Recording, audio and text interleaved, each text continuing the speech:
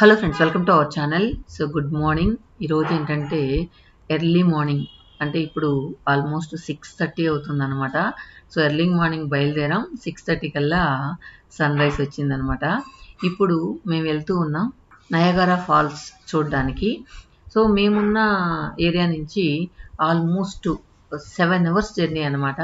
So first ఫ్లైట్లో వెళ్దాం అనుకున్నాం. సో మళ్ళీ ఫ్లైట్లో వెళ్ళి అక్కడ కార్ హైర్ చేసి ఇవన్నీ ఎందుకులే అని చెప్పి, అందులో అమెరికాలో రోడ్స్ అంతా కూడా బాగుంటాయి. జర్నీ కూడా మనకు ఎక్కడ కూడా మనం ఏమంటారు టైర్డ్ అయిపోకుండా హ్యాపీగా వెళ్ళొచ్చు. రోడ్లు బాగుంటాయి కాబట్టి. ఇప్పుడు మేము వెళ్ళే రోడ్ అంతా కూడా సింగిల్ రోడ్డు. సో చాలా వరకు సింగిల్ రోడ్లోనే వెళ్ళాము. తర్వాత హైవే వచ్చింది కానీ చాలా వరకు వెళ్ళాము. ఇక్కడ ఏంటంటే ఈ వెళ్ళే క్రమంలో మనకు స్పీడ్ లిమిట్ అక్కడక్కడ స్పీడ్ లిమిట్ ఉంటుంది అనమాట. సో ఒక్కొక్క రోడ్డుకి ఒక్కొక్క స్పీడ్ లిమిట్ ఉంటుంది. సో అక్కడంతా కూడా కిలోమీటర్స్, మనలాగా కిలోమీటర్స్లో కౌంట్ చేయరు, మైల్స్ అంటారు. 1.6 కిలోమీటర్ వచ్చి ఒక మైల్ అనమాట. సో అలా కౌంట్ చేస్తారనమాట. సో మీరు పర్ అవర్కి ఇంత 15 మైల్స్ స్పీడ్ పోవాలి పర్ అవరు, అట్లా 50 kilometres per hour, 50 miles per hour, 60 miles per hour, అలా అక్కడక్కడ మనకు బోర్డ్స్ వేసి ఉంటారనమాట. సో దాని ప్రకారం మనం వెళ్ళాలి. ఇక్కడ చూడండి, 2 కొండల మధ్య లైన్ వేయడానికి ఎంత బాగా రోడ్ లాగా వేస్తున్నారు చూడండి. అది వెళ్ళిపోయింది. సో చూడడానికి చాలా బాగా అనిపించింది. తర్వాత ఇందాక పాయింట్లోకి వచ్చేసినట్లయితే ఇలా స్పీడ్ లిమిట్ పెట్టుంటారనమాట. దాని ప్రకారమే మనం వెళ్ళాలి. సో మన ఇష్టానికి మనం స్పీడ్ వెళ్ళేదానికి లేదు. సో మొత్తానికి పెట్రోల్ వేసుకోవడానికి పెట్రోల్ బంక్లో ఆగాము. సో ఇక్కడంతా ట్రక్కులు చూడండి, అన్నీ ఒకే రకం ట్రక్కులు ఆగున్నాయి చూడండి, అన్నీ ఈవెన్గా ఆగున్నాయి. సో పెట్రోల్ బంకుల్లో పెట్రోల్ నింపేసుకున్న తర్వాత మా జర్నీ స్టార్ట్ అవుతుంది. సో మేమేంటంటే ఇక్కడ ఎక్కడైనా కూడా మనం కారు ఎక్కడంటే అక్కడ ఆపేదానికి, సో మనం ఒకవేళ ఒక హాఫ్ అన్ అవర్ రెస్ట్ తీసుకుందాము, ఇంత లాంగ్లో వెళ్తున్నాం కదా అనుకుని ఎక్కడైనా ఎక్కడంటే అక్కడ మన ఇష్టం వచ్చినట్లు ఆపేదానికి లేదనమాట. సో రెస్ట్ ఏరియాస్ ఉంటాయి. ఆ రెస్ట్ ఏరియాస్లో మాత్రమే మనం ఆపాలి. అక్కడ ఆపి రెస్ట్ తీసుకోవాలి. అంతేగాని మన ఇష్టం వచ్చినట్లు మనం ఇండియాలో లాగా ఎక్కడైనా సైడ్లో కార్ పార్క్ చేసి అక్కడ ఆగేదానికి లేదు. ఇక్కడ చూడండి, వుడెన్ టేబుల్స్ ఎంత బాగున్నాయో. ఇక్కడ ఏంటంటే ఎక్కడైనా పెట్రోల్ బంక్ ఉంటే ఇక్కడ చిన్న షాప్స్ కూడా ఉంటాయన్నమాట. మనకి ఏదైనా స్నాక్స్ అలాంటివి ఏమైనా కావాలంటే కూడా తీసుకోవచ్చు. ఇందాక చూసారు కదా పెద్ద ట్రక్స్. ఈ ట్రక్కులు కూడా అవలీలుగా వెళ్తూ ఉంటాయన్నమాట. అంటే ఎక్కువ స్పీడ్లో వెళ్తూ ఉంటాయి. చాలా అంత బరువుగా అనిపించవు అన్నమాట. మనకైతే ట్రక్కులు వెళ్ళాలంటే చాలా కష్టంగా వెళ్తూ ఉంటాయి కదా. సో అలా ఉండవు అన్నమాట. ఈజీగా మనం సైకిల్ దొక్కినట్టు దొక్కేస్తూ ఉంటారు వాళ్ళైతే. అంత ఈజీగా వెళ్తూ ఉంటాయి. తర్వాత ఈ స్పీడ్ లిమిట్ ఏంటంటే మనకు మన ఇండియాలో కనైతే పోలీసులు అక్కడక్కడ రోడ్లోనే పెట్టుకొని అబ్జర్వ్ చేస్తూ ఉంటారు అనమాట. స్పీడ్ లిమిట్ ఎక్కువ క్రాస్ అవుతున్నారా లేదనేది. అదే అమెరికాలో కనైతే వాళ్ళు దాంకొని ఉంటారు అనమాట. వాళ్ళు దొంగల్లాగా దాంకొని ఉంటారు. సో ఇప్పుడు హైవేలో ఎక్కడా కూడా సైడ్లో ఆపి ఉండవు అనమాట. సైడ్ రోడ్లు ఉంటాయన్నమాట. సో ఇక్కడ రైట్ లెఫ్ట్ అక్కడైనా రోడ్స్ ఉంటే ఆ రోడ్లో దాంకొని ఉంటారనమాట, మనకు కనిపించదు. సో అప్పుడు వాళ్ళు ఆ స్పీడ్ లిమిట్ని చెక్ చేస్తారు. సో వాళ్ళు ఏమన్నా ఎక్కువ క్రాస్ అయినారంటే ఇంకా వెనకాల లైట్లు మనకు బ్లింక్ చేసుకుంటూ వస్తారు. సో మామూలుగా హైవే మీదంతా వెళ్ళేటప్పుడు ఏంటంటే వరుసగా 1 by 1 కార్లు వెళ్తూ ఉంటాయి. పడితే ఫ్రంట్ అన్నా పడతారు, లేదా బ్యాక్ ఉండేవాడినన్నా పడతారనమాట. మధ్యలో వాళ్ళని పట్టలేరనమాట, స్పీడ్లో వెళ్తూ ఉంటారు కాబట్టి. కానీ సో ఇలా కార్లు వెళ్తూ ఉన్నాయి.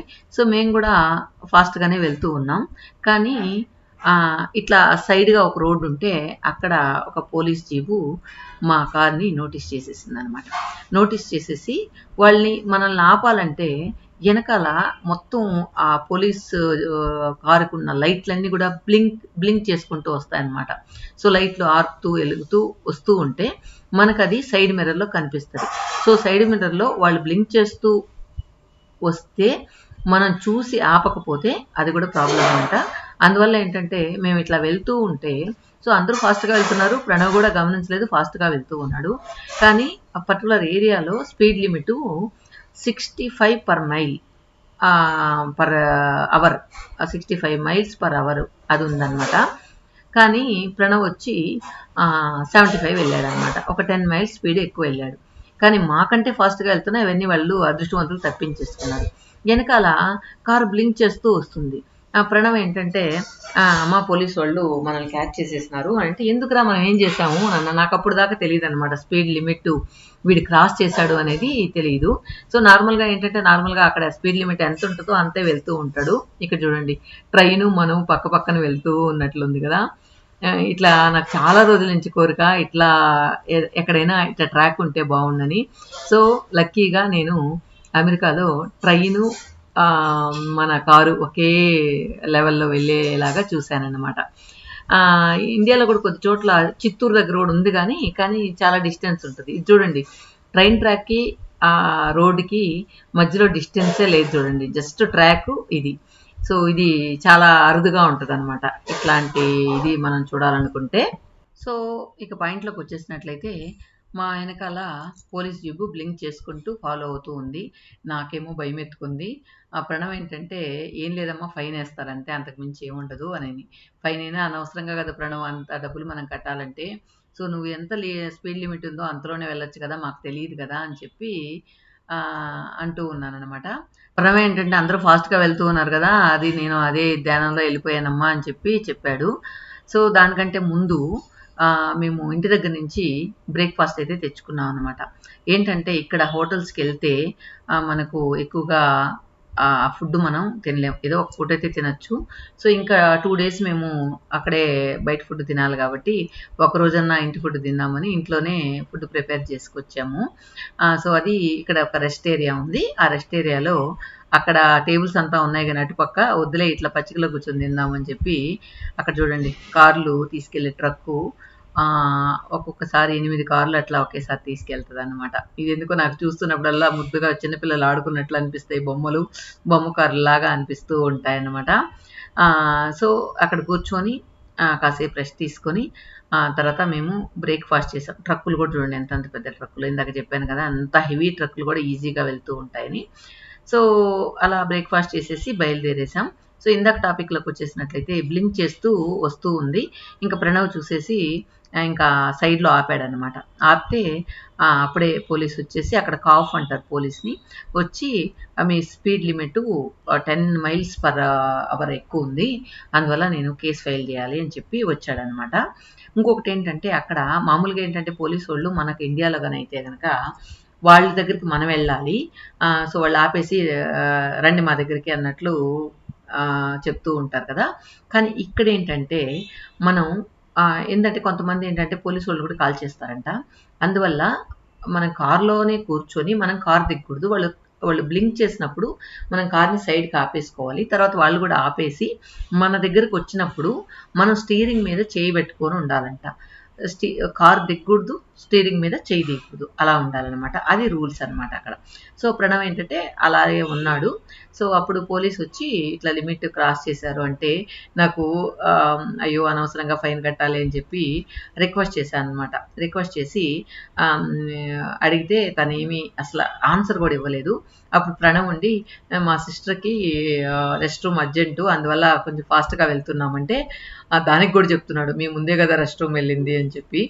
సో వాళ్ళు ఆ ఏరియాలో తిరిగే వాళ్ళకి ఎక్కడ రెస్ట్ రూమ్స్ ఉన్నాయని తెలుసుంటాయి కదా. సో అది దానికి కూడా ఎక్స్క్యూజ్ చేయలేదు. తర్వాత ఇంకెంత చెప్పినా కూడా వినలేదన్నమాట.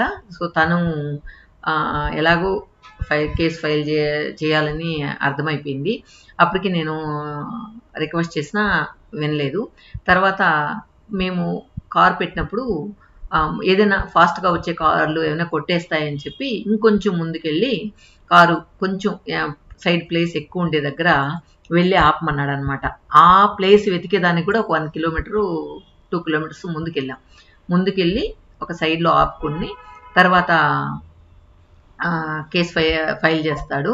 చేసిన తర్వాత ఒకవేళ మేము తప్పు చేయలేదు, మేము ఇంత స్పీడ్ పోలేదు అంటే కనుక మనం లాయర్ని పెట్టుకొని కేసు వాదించి ఒకవేళ మనం నిజంగా వెళ్ళకపోతే ప్రూవ్ చేసుకోవచ్చు అంట. సో ఆ లాయర్లకు కూడా చాలా డబ్బులు అయిపోతుంది అక్కడ మనం కేసు వాదించాలంటే కూడా. అలా కొంతమంది ఏంటంటే లైట్ తీసుకునేసి ఇంకా ఫైన్ ఏముందో అది కట్టేస్తూ ఉంటారు. కొంతమంది రియల్గా పోకపోతే వాళ్ళు బుక్ చేయరు కదా అని అనుకుని వదిలేస్తుంటారు. కొంతమంది ఏదైనా వాళ్ళకి డౌట్ ఉంటే కనుక ఇలా కూడా నిరూపించుకుంటారనమాట. సో మేము వెళ్ళే దారిలో ఒక ఫైర్ స్టేషన్ ఒకటి వచ్చింది. ఇక్కడ ఏంటంటే మనకు ఫైర్ స్టేషన్లు అక్కడక్కడ మనకు అందుబాటులో ఉంటాయి కదా, కానీ అమెరికాలో ఎక్కడో ఊరవుతులు ఉన్నట్లు ఉంటాయన్నమాట. ఇక్కడ ఈ ఫైర్ స్టేషన్ దగ్గర ఒక 2-3 ఇళ్ళలో ఏదో గోడౌన్ లాగా ఉన్నాయి తప్పితే ఇంక ఏమీ లేవు.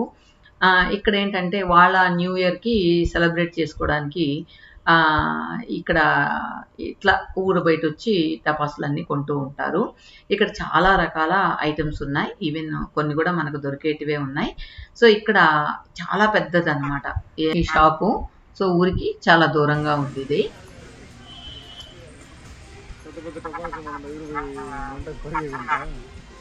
ఏందా ఇది పెద్ద పెద్ద టపాసులు కానీ ఫోన్ తో ఆపరేట్ చేస్తుంటే అంటే వెలిగిస్తుంది అంతే.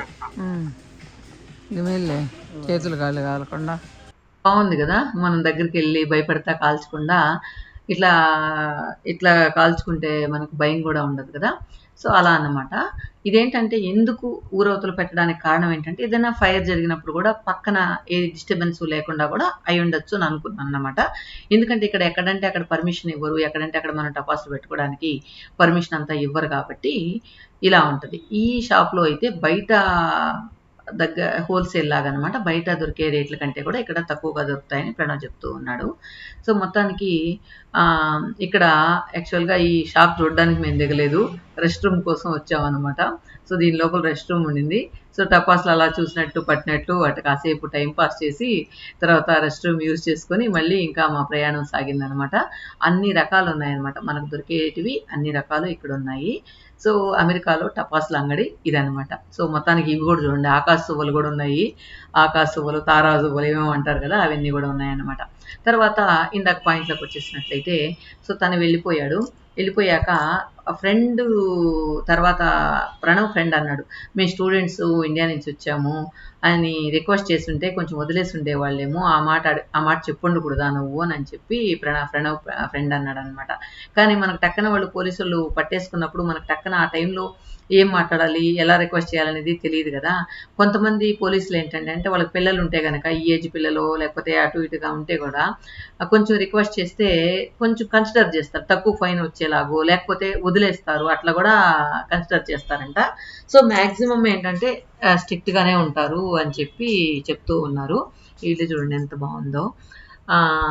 తర్వాత ఫైర్ వర్క్స్ అవుట్ సైడ్ అంతా కూడా ఈ విధంగా ఉందన్నమాట. కార్ పార్కింగ్ కూడా చూడండి. సో ఎంత అవుటర్లో ఉన్న కార్లు ఎక్కడంటే అక్కడ పెట్టకుండా కార్ పార్కింగ్ కూడా ప్లేస్ అలాట్ చేసేసారు.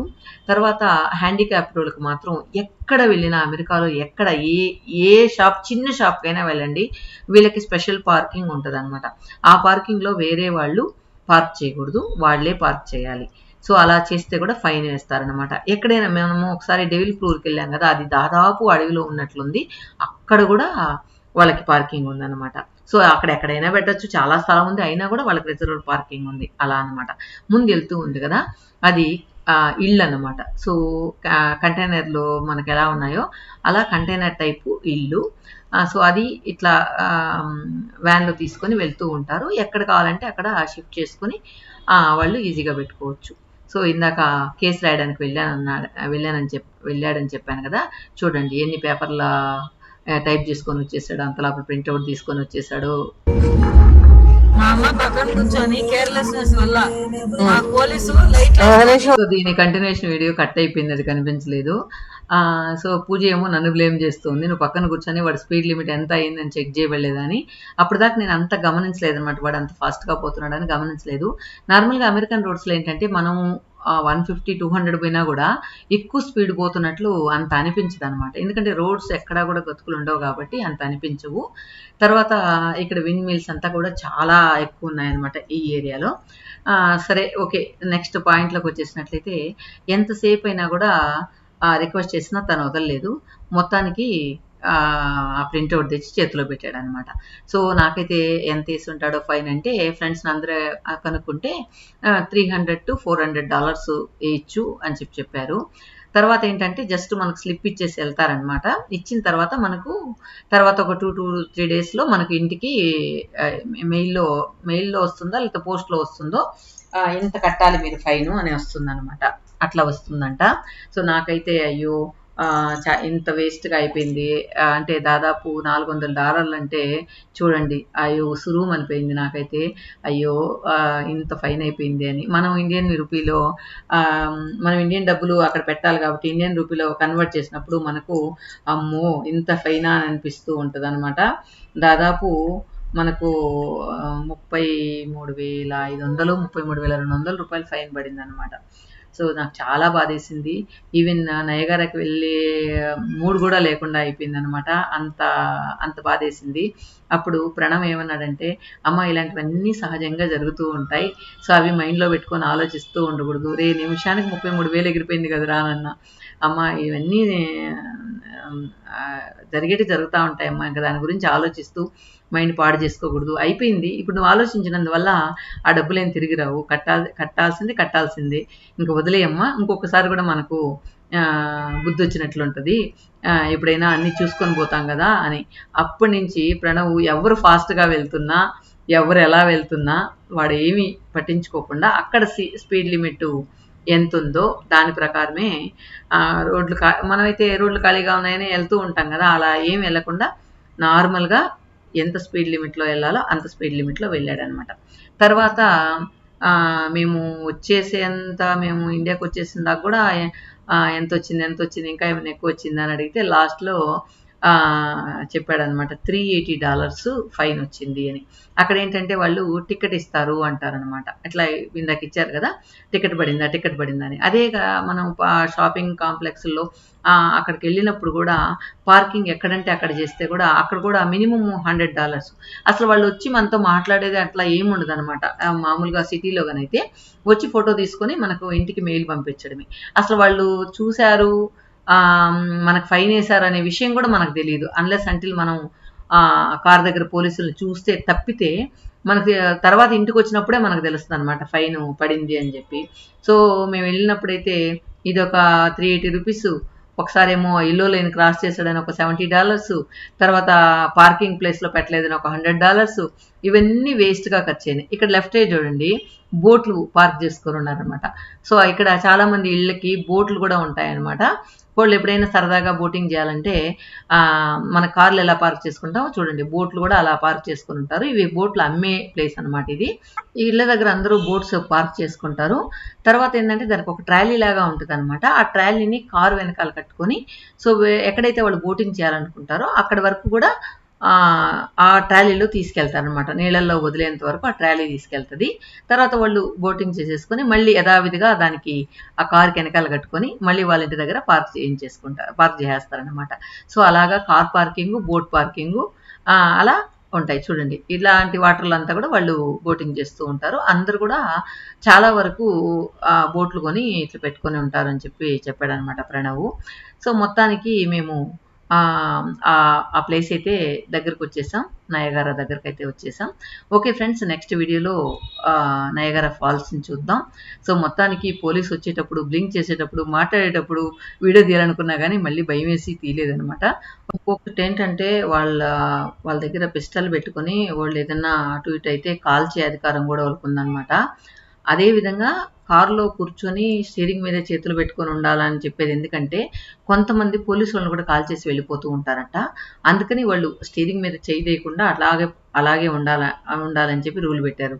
కానీ కాల్చే వాళ్ళు ఎలాగైనా కాలుస్తారనుకోండి, అలా ఇద్దరికి కూడా ఉన్నాయి. ఆ పోలీసు వాళ్ళు అయితే బాగా ఇంత ఎత్తు, ఇంత పొడుగు, ఇంత లావున ఉన్నారనమాట. చూడంగానే భయం వేసేలా ఉన్నారనమాట. నాకైతే ఆయనతో మాట్లాడాలన్నా కూడా భయం వేసింది, అట్లున్నాడనమాట. సో మొత్తానికి భయంతో కూడిన నయగారా ఫాల్స్ జర్నీ అని చెప్పచ్చు.